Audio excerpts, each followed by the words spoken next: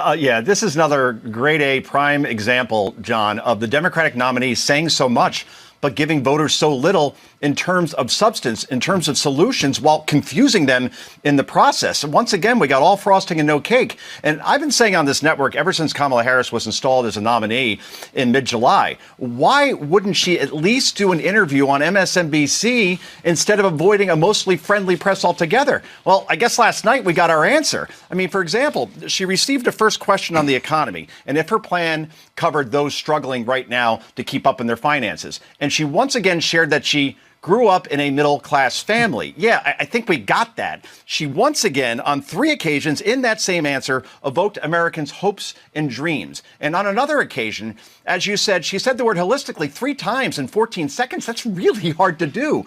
So she also used the phrase, need to pay their fair share, no less than 6 times during this interview. 6. And again, when answering how's she going to lower the cost of living for so many underwater in terms of their finances out there, she keeps going back to this giving new homeowners a $25,000 credit towards buying a new home.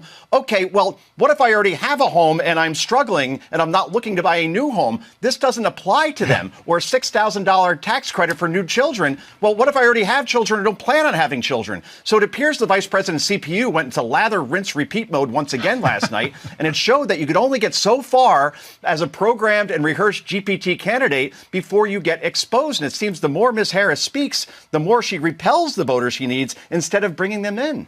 Well, that's kind of what happened in 2019. You know, speaking of the word holistically, you said she said it 3 times in 14 seconds. I don't think I've said it 3 times in the last 14 years.